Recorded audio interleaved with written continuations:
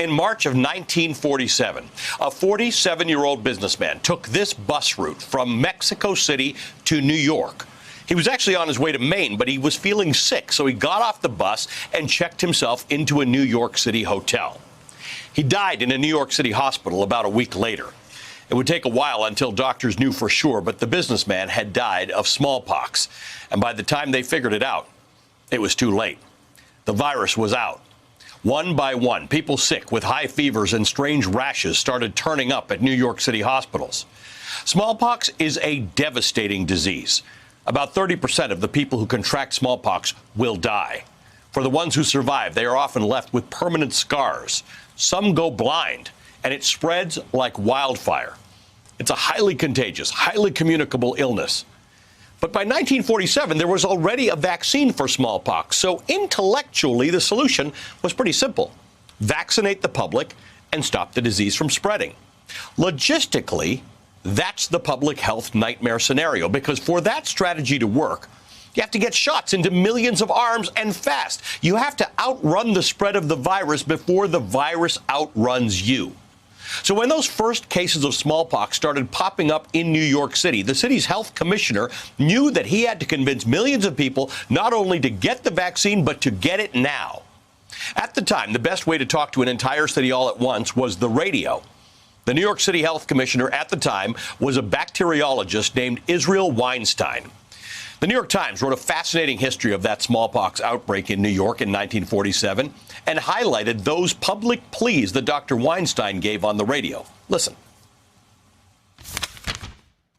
We cannot guarantee that there have not been other cases, because not every case of smallpox, or for that matter of any disease, represents the classic or textbook picture.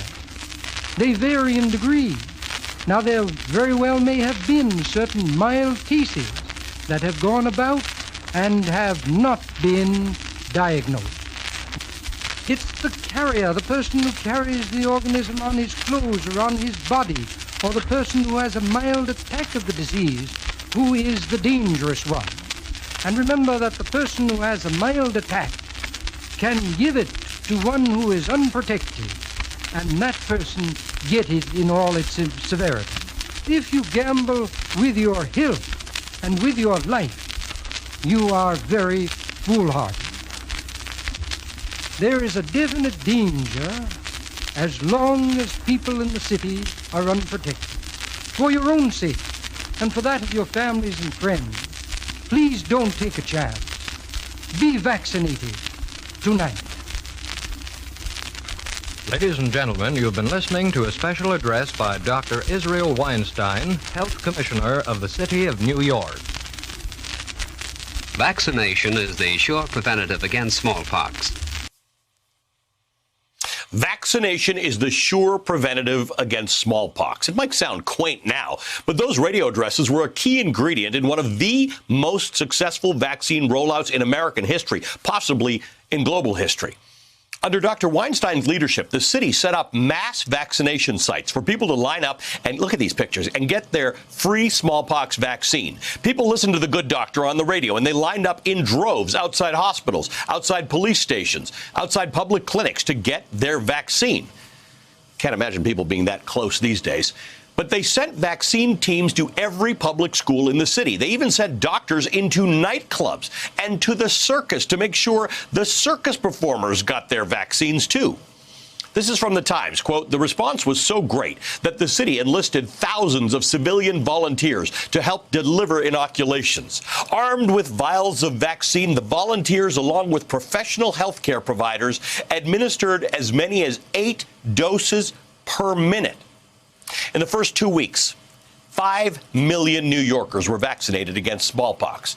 5 million doses in 14 days in 1947. The smallpox vaccine rollout in New York in 1947 is one of the most rapid, efficient, organized vaccination initiatives this country has ever seen. At one point, 500,000 doses were administered in New York City in a single day. New York's smallpox outbreak could have been one of the worst public health disasters in living memory. Instead, it ended 10 weeks later with 12 infections, 2 deaths, and more than 6 million shots in people's arms. Today's world, of course, is a lot more complicated than the one of 1947, and rolling out a vaccine to one city is a lot different from rolling it out to the entire world. But when you strip it down, that's the playbook to follow when you can, to mass deliver a vaccine. It's not just about developing the secret sauce inside that vial. It's about building an infrastructure to deliver it quickly into people's arms. Train volunteers, build vaccination centers, vaccinate the circus. That's not the playbook the federal government is running to deliver the COVID vaccine to the American people in an efficient, orderly way.